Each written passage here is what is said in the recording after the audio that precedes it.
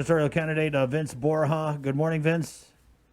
Good morning, Chris. Good morning, Sabrina. Good morning. Also, we have Republican candidate Don Antonio Edquilane. Good morning, Don. Good morning. Good morning, Chris and Sabrina. Good morning. The rules of engagement real quick. We're going to give you a 1 minute opening statement, and we're being hard on the time, so when you hit that 1 minute, you will be cut off. Don't take it personal. You'll have 2 minutes to respond to each question, and then you will be allowed a 2 minute closing statement. That being said, let's jump right into our open. We open here with Republican candidate Vince Borja. Vince, you have 1 minute.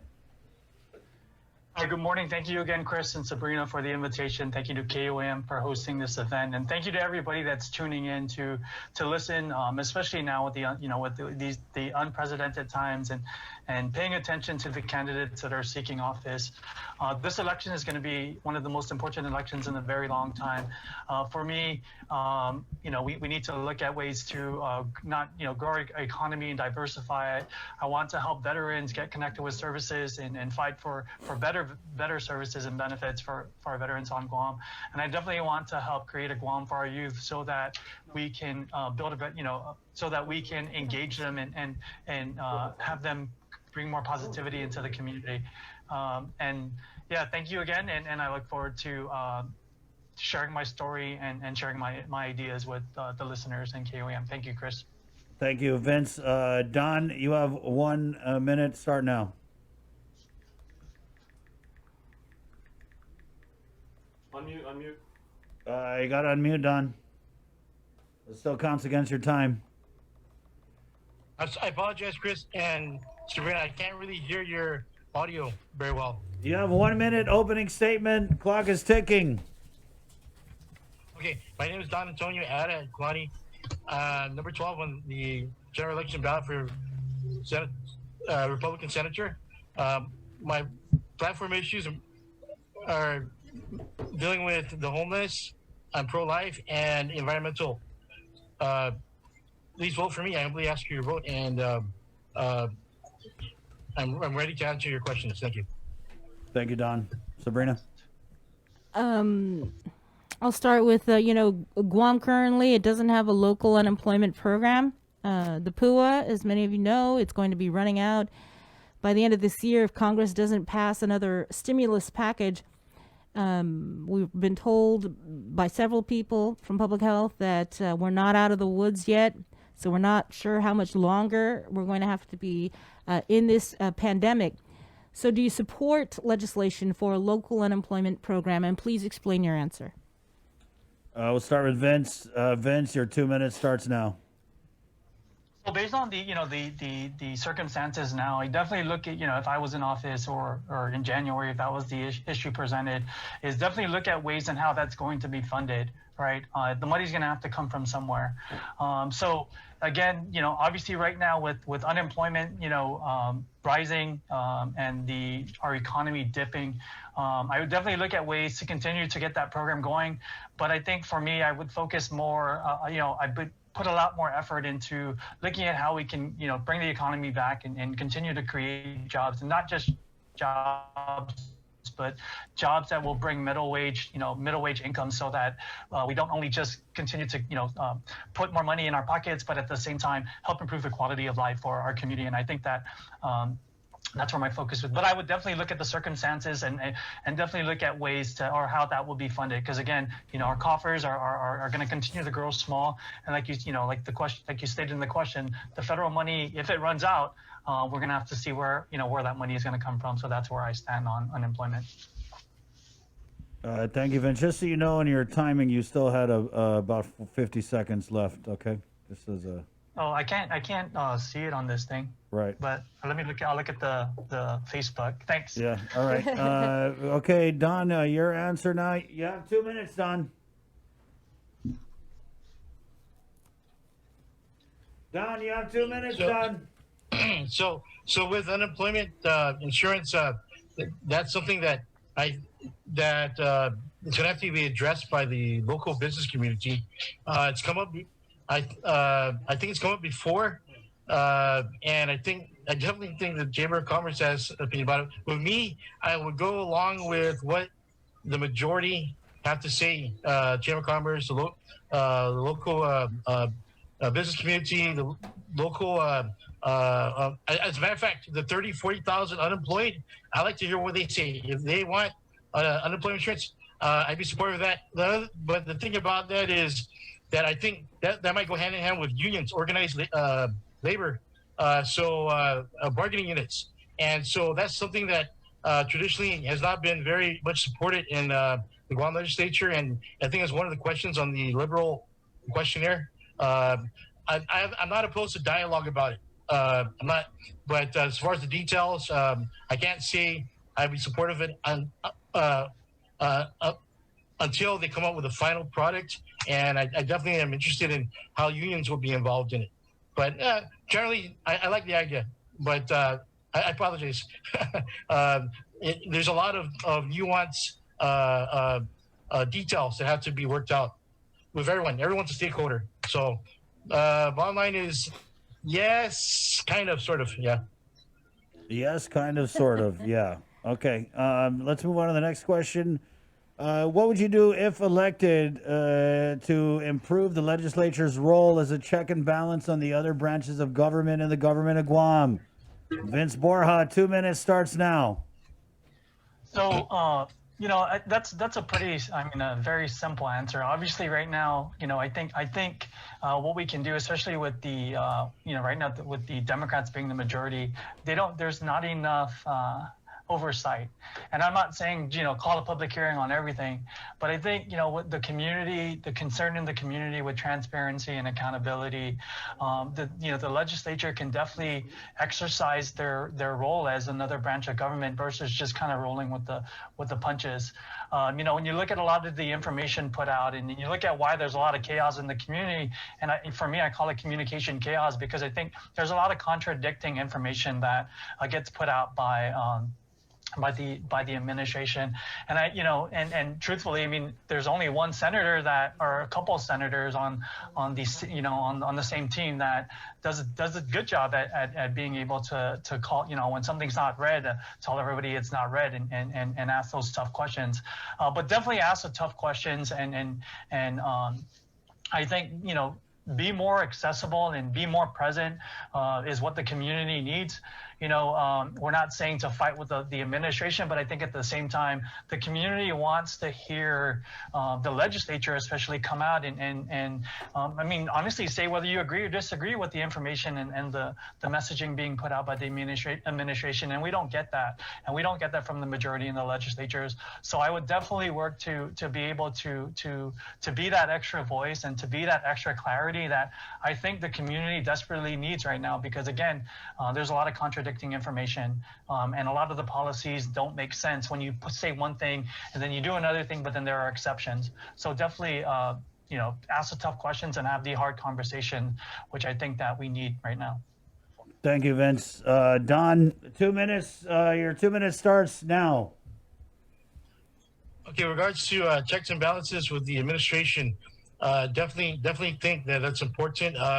Not to be offensive or disrespectful to Governor Leon Guerrero, but that's the way traditionally our American form of democracy works. There has to be a check and balance between the executive branch and the legislative branch. And usually when that happens, you get better results because people are forced to work harder and come up with better results. The final product is a little bit better. What was the expression necessity is the mother of invention, and we need a lot more better options for our community. And that's going to happen when you have a check and balance between the legislative branch and the executive branch and the judicial branch. Thank you very much. Sabrina? Before the Guam legislature, currently there's a bill that would prohibit 1 year, for 1 year, former elected officials to work for the government of Guam under contract or work in any sort of unclassified position. What is your position on this bill? Let's start with Don. We'll start with you, Don. Don, your 2 minutes starts now. Can you repeat the question like in 5 seconds? I apologize. Okay, before the legislature right now, there's a bill that would prohibit for 1 year former elected officials to work for GovGuam under contract or work in any unclassified or classified position. What is your position on this bill? I think it's the discretion of the executive branch to choose who they want to appoint for positions, the high positions. That's their prerogative. It's the legislative branch's function to be weigh in on that, whether they agree or disagree. So I think to say you have to limit, you can't work for at least a year. You're limiting the options for the executive branch. And that might not work out well for your political party if you're the one introducing that bill. In that case, my party. When you get a Republican governor, so I'm thinking the reason that they want to do this is because they feel that there's no other options to have a check and balance. I'm thinking, I've heard them say that there would be like a sunset provision for that. Like maybe, okay, we'll try it out. Maybe we'll try it out. Maybe I don't know during the pandemic or for the next year or two. Sorry.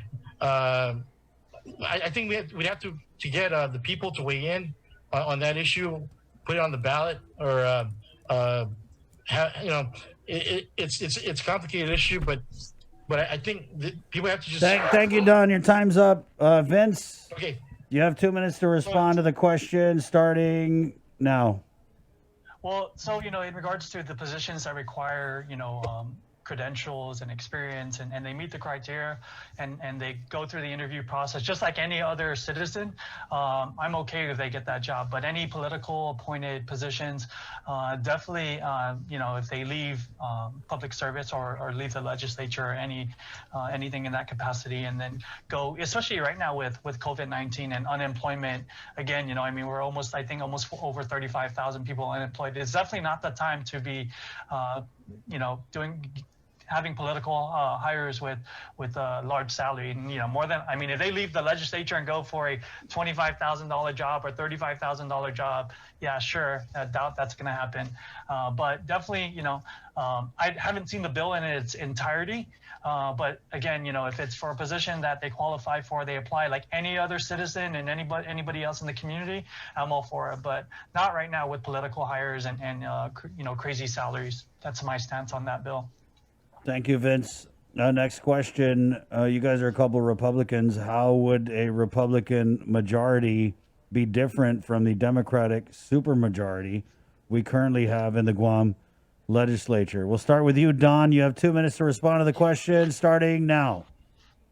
Thank you very much for that question. All right, so I would hope that we would be more inclusive of the Democrat Party in passing bills to law and helping our people during this pandemic with 40,000 people unemployed. And it's really, really disappointing. The Democrat majority right now has not been inclusive of the Republican Party, and it's not helping our people. Definitely not helping the 40,000 people unemployed. So I would hope to think, but I'm a new candidate. I haven't run for office before. I would like to think that the Republican Party would be inclusive of the Democrat Party. If I was in charge, if I was one of the ranking members of the Republican Party, if I was the speaker or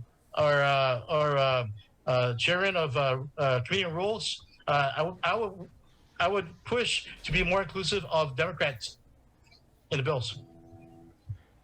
So I would think that it would be a lot more inclusive and helping that would help our people more than what we have now, which is the Democrat majority. Thank you for your time. Thank you, Don. Vince, you have 2 minutes to respond to the question starting now. I think what's going to be different with this, if a Republican majority was to happen, is that you definitely have a group of diverse Republicans that are coming, or that will, if most of us get in, a diverse group of Republicans. You got I call them the old guard, right? The ones who have been in public service for over 25, 30 years. You got the new guys like me. You have, I mean, honestly, I think there's some of us that came from the other side. I mean, I was, and for me, more importantly, it's not, I'm not a born and raised Republican. I grew up a Democrat. From Tom and Lou to Angel Santos to we really started politics with Angel Santos when we started when we camped out at Adelup and he ran for senator. Just the other day I was sharing how I when I saw Jose Tarlahi at Miñal. But for me, I think that's something that the Republicans are going to bring is a and definitely not a group of soldiers that are going to toe the line with the administration. And I think right now, our community, our government, especially when we talk about transparency and accountability right now, and I think that is one thing that definitely we need to have that other branch of government bring the checks and balances back and restore hope. And I think and accountability and trust in the with our government, not just in the legislature, but with the administration. Thank you, Vince. Sabrina? The mayors, village mayors, they are on the front line of every single disaster that occurs here on Guam. Although during this pandemic, most and a majority of them feel like they have been at the end of the line. But in one of the recent Mayor's Council of Guam meetings that I actually attended, certain senators were present. And several mayors, they appealed to them to address their budget appropriations and how each village mayor gets the same amount of money, same budget, despite their size. So, for example, you have Dededo, they get the same appropriation as, for example, a smaller village like Piri. Do you feel that this is fair? Will you introduce legislation to address this? Why or why not? And we'll start with Vince. Interestingly, I was at the gym this morning and I was talking to somebody that works at the mayor's office, and they were venting to me about just how overworked they are right now, especially with the coronavirus. And a lot of the, they from PUA to anything government services right now, they have the forms, and I think that, I'll get to answering your question first because it got very passionate. This question I got very passionate about this question this morning because, I get it. I've gone there for little things, and I can imagine. And this is just a small village. Our Beargot is not really a big village compared to Dededo and Jigo.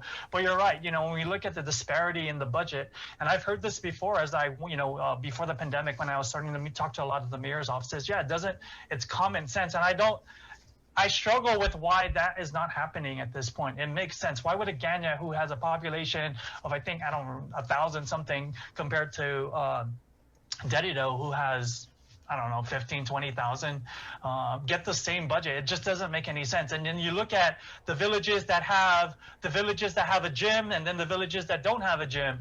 I think the onus. And I'm going to circle back to another. I was on a farm the other day, and somebody running for office said, public service, blah blah blah blah blah. People who think that it should be part time have no idea. But I think for us as senators, and as the mayors, their job is to connect with the people and give them to the agencies that should be providing these services. The mayors go above and beyond to help their community and their constituents. And I definitely think that we need to bridge that gap in how funding is being allocated to the villages, for sure, because it doesn't make any sense. And it's not rocket science. You can figure it out, I can figure it out, and we know that doesn't make any sense. So definitely address it and introduce policy to change that and make it make sense. And I think that, I don't see why that hasn't happened. Thank you, Thanks, Vince. Don, you have 2 minutes to respond to the question starting now. Okay, I'm trying to see if I understand your question. You're saying that there should be different pay rates for different mayors due to the size of the village? Am I hearing that right? No, Don. Sabrina's talking about the amount of money that's appropriated from the legislature to the villages. For example, a village like Dededo with a population of 40-some thousand gets the same budget as Umatic, which has, there's 12 people living there. So is that a problem? Do you think the appropriation should be allocated by population or village size? Okay, here's the thing. There's so many nuanced issues. Definitely have to weigh in on what the mayors feel about it. But I can tell you right now that the homeless population count for hundreds, and they're wandering around and we're not doing a good enough job. And the mayors, I love the mayors because they are the front line. They're going to have to deal with this issue. I see their frustration and the issues they want to deal with. So as far as funding goes, if you got a like a nomadic population wandering around homeless without a home, how do you know which village they're going to settle in? They're probably going to go to where they can get food, water, resources, and that's usually in the like a Ganya where there's a low population, but they're showing up in a Ganya. The buses, if they can get up on a bus, they'll take them to a Ganya where they can go find food. Maybe someone will give them food, donate food to them. There's the food pantry as a Caradat over there near Halali. There's all these places that people can go to, and it's not in the big villages, or they might have some of them, but maybe there are farther distances between resources. Whereas in Agana, everything is closer together, so it's a lot more convenient. So each, it's gonna vary. Definitely have to give the mayors to weigh in on it, and but. Sorry, Don, your time's up, Don. Sorry. Next question here. Thank you. Guys, Thank you. what letter grade, A through F, would you give the Leon Guerrero Tenorio administration's handling of the coronavirus pandemic? We'll start with you, Vince. You have 2 minutes starting now. Well, back in March when everything was new and the excuse was this is new to everybody, blah, blah, blah, give me a break, I'd give her a C, right? But I think 7-8 months later, it's no excuse. I mean, the federal government gave millions, almost $1 billion worth of money, that is coming into the economy, and providing a lot of funding to adjust to the new normal. But right now, I definitely give them a D, I think, and close to barely passing. I think it's one of those where you can get a D, but you can like in college you can get a C or a D and still get graduate, but you don't get or you can still pass a class but not get the degree because you have to get a C in order to pass. But definitely I think the excuses on this is it's unprecedented is I think it's being overused already, and we've gone through. At this point, we should be able to get things in order. Again, to go back to that question with the mayors and they definitely do a lot more. Mm-hmm. And I think that the community needs to, we need to sometimes remind the community, but that, there are certain things that the mayors do and certain things that senators do, but ultimately it's the administration and the governor's job to ensure that basic government services, whether it be federal funding and their programs, that ultimately falls on the administration. It's not the mayor's responsibility. It's not the senator's responsibility, but it is the senator's job to say, hey, we need to get these things out. We need to get things going. There are thousands of GovCom workers working from home. There's no excuse why there's a delay in anything in the government when we could move people around to help facilitate, whether it be tax refunds, whether it be unemployment, whether it be, the economic payments, whether it be getting food to the families. So I think right now. Thank you, Vince. Your time is up. Don, you have 2 minutes to respond to the question. Your time starts now, Don. So again, the question is about the pandemic assistance. What letter grade would you give the Leon Guerrero Tenorio administration, A through F, for their handling of the coronavirus pandemic? I would say they got a C, because they're as good as they're doing. The people feel apprehensive, and it's like there needs to be more dialogue, and people want to ask their questions. They don't want to be just spoken to. I really like Leon Guerrero. Something about her makes me think of my Nana, right? But the thing about it is, I need to be able to talk with her. I need to ask her my questions to get her opinions. If she can't just get the impression she's kind of busy. Here's your marching orders. Please do that for 6+ months. Please, Governor Leon Guerrero. Please, more dialogue, interaction, answer questions that people want to ask you.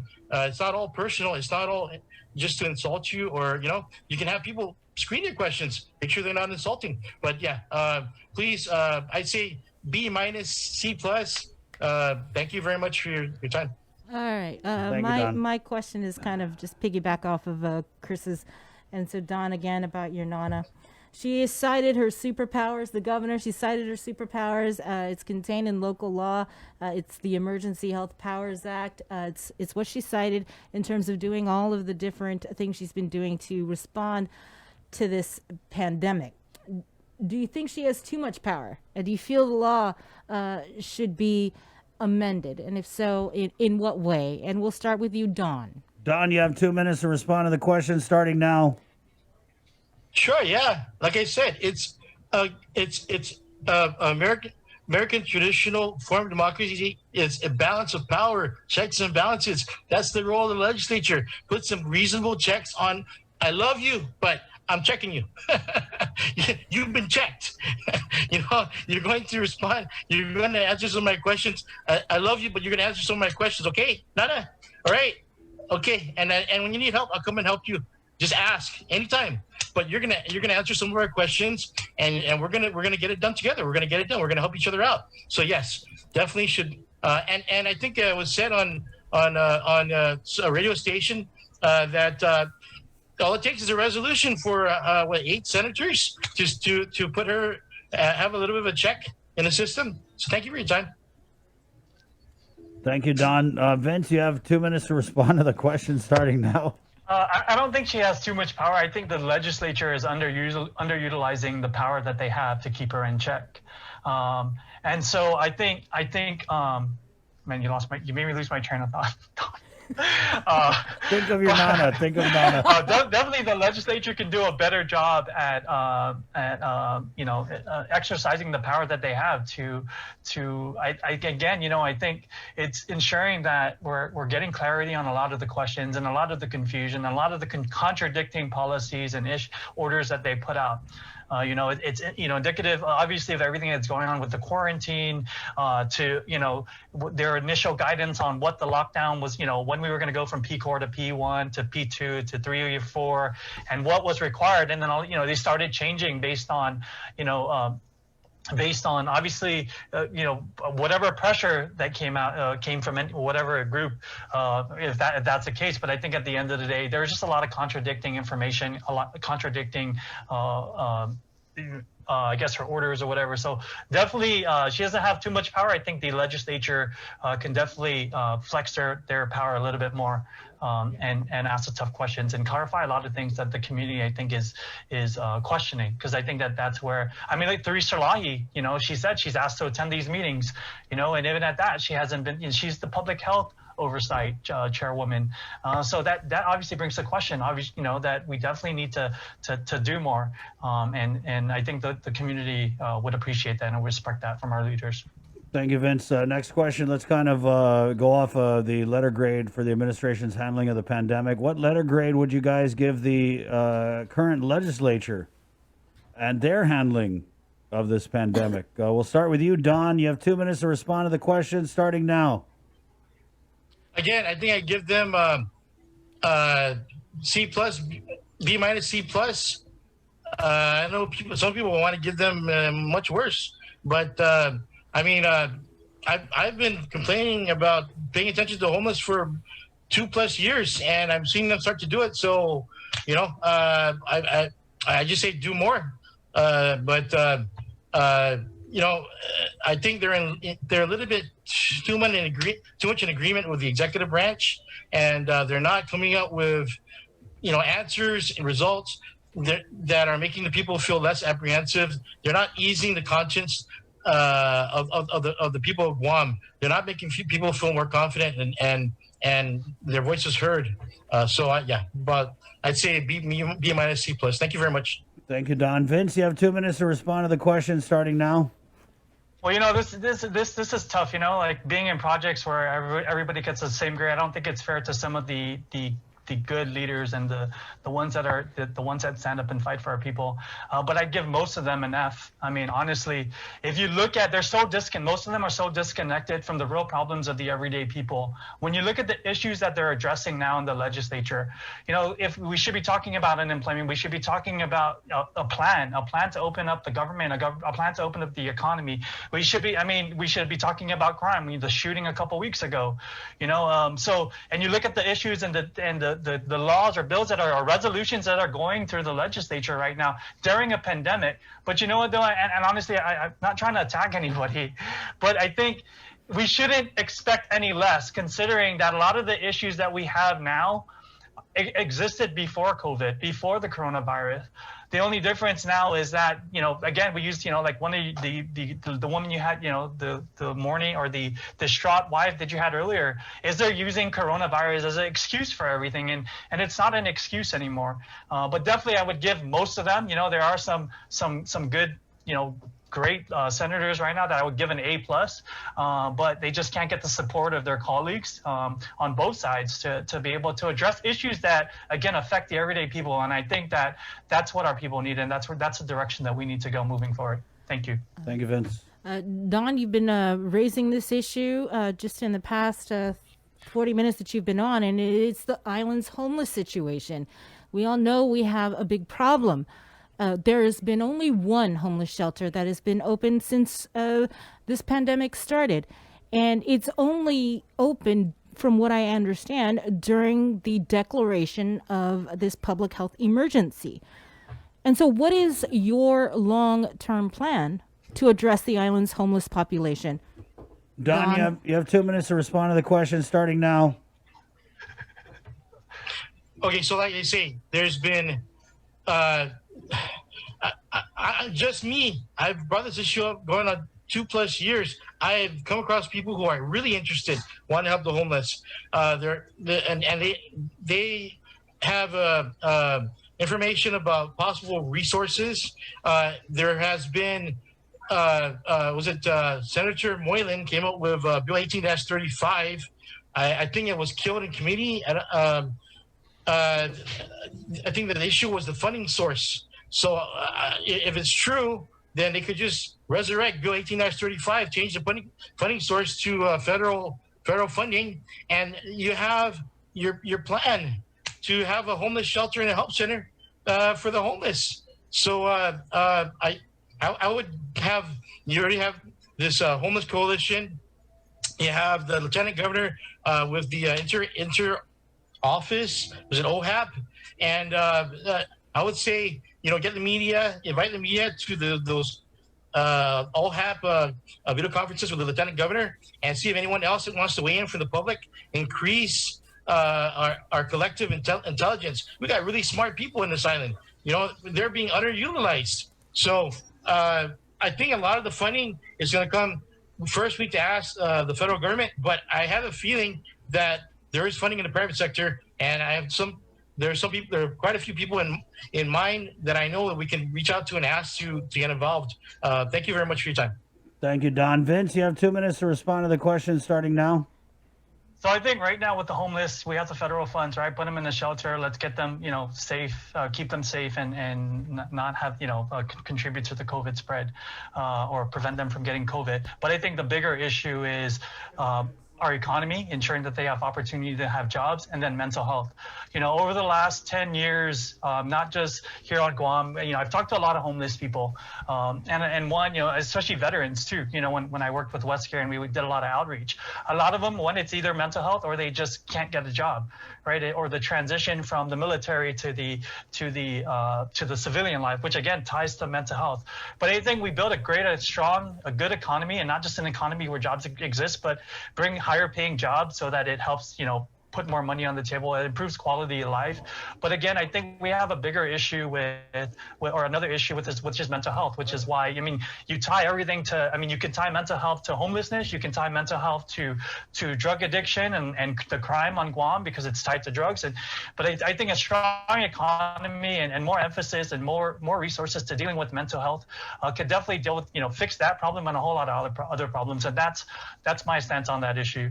Don't give them a handout, but give them a hand up and fund ways so that they could be, contribute more positively to the community versus let's find more money and put you in a shelter that you can stay at until whenever you're ready. No, I think that we can, you build an economy, and if there's mental health, we address it, and that's how we deal with those issues. Thank you, Vince. Next question here. What can the legislature do, or if elected, what would you do as a lawmaker to help combat the epidemic of methamphetamines and ice on Guam? You have 2 minutes to respond to this question. Don, your 2 minutes starts now. Okay, so we've heard lots of good ideas from the community. I can't take credit for all of them. Just Ken Leon Girl brought up getting a bunch of the sniffer dogs. I agree with that. I have a lot of relatives that are public servants, educators, police force. I've been in contact with some of these drug dogs, and so you got the police who are trained to be handlers. Get the funding and buy a bunch of drug sniffing dogs and go around and do a better job at dealing with this drug epidemic here in Ireland. Thank you very much for your time. Thank you. Sorry.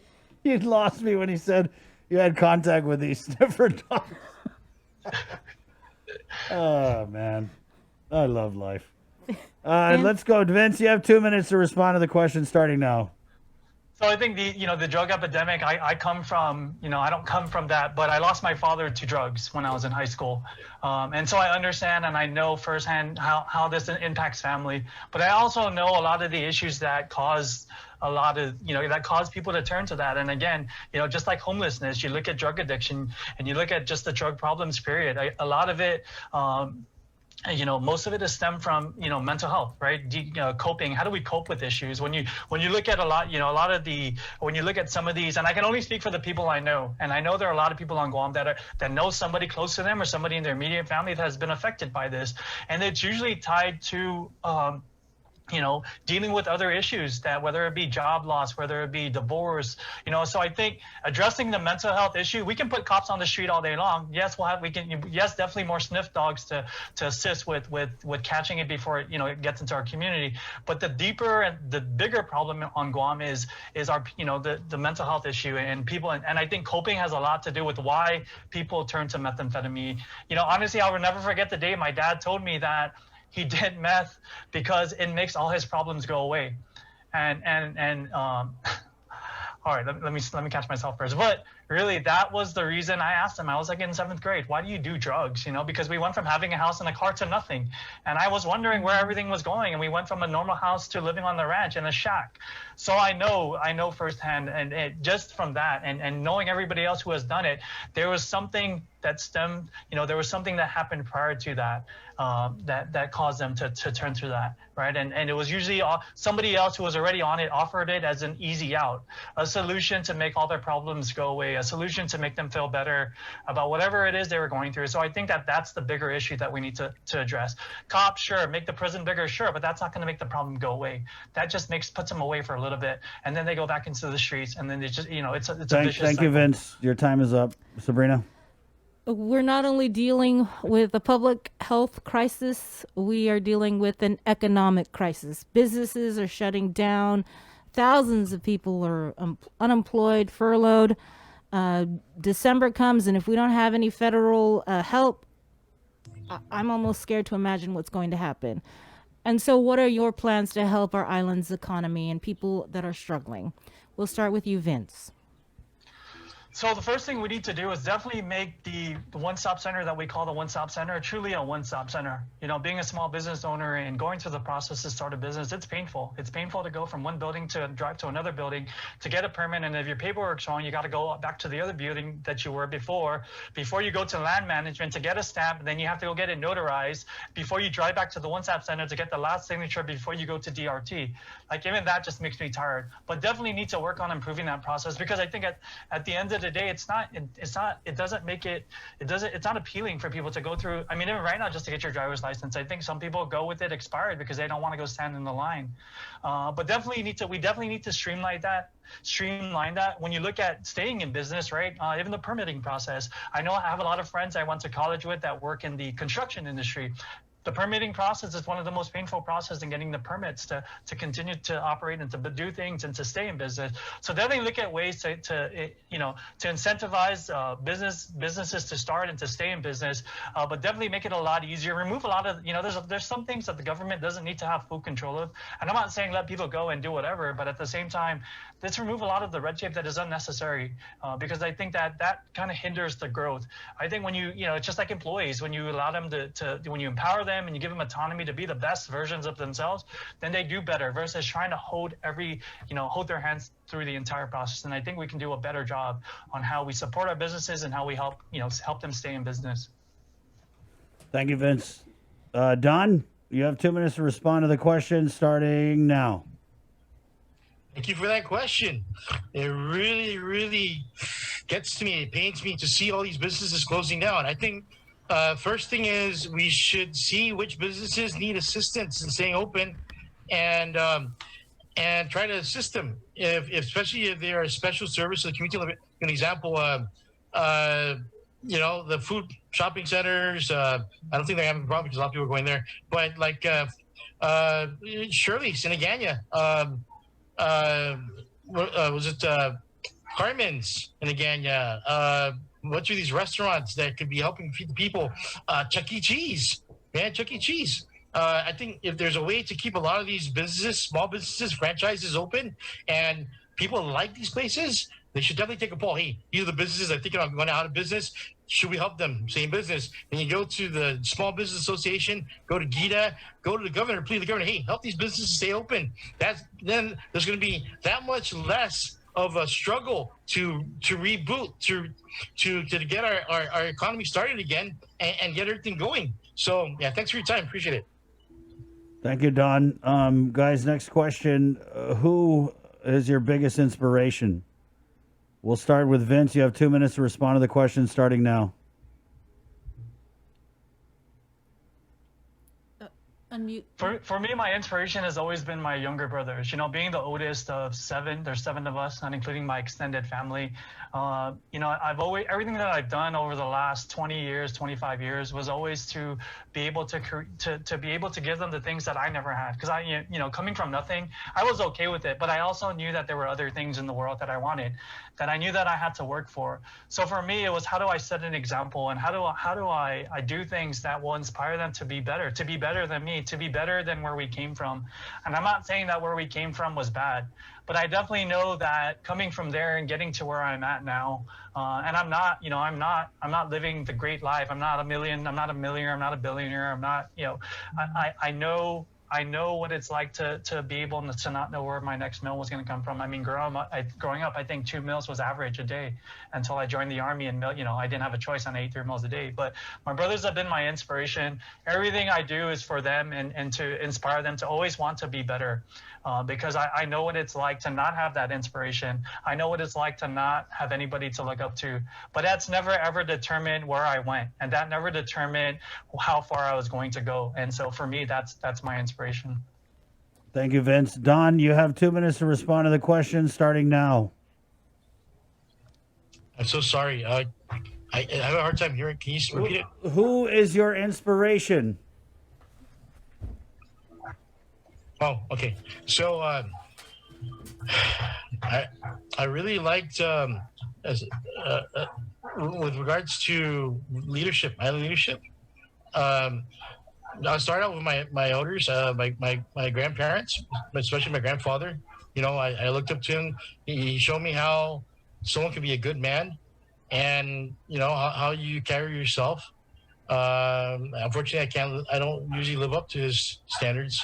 But as far as local leaders, of course, the priests, the ones who haven't been involved in these certain activities and group activities, but there are some good priests out there and nuns. I've been able to go to them for questions regarding real quick, just creationism versus evolution that we go through as kids in school.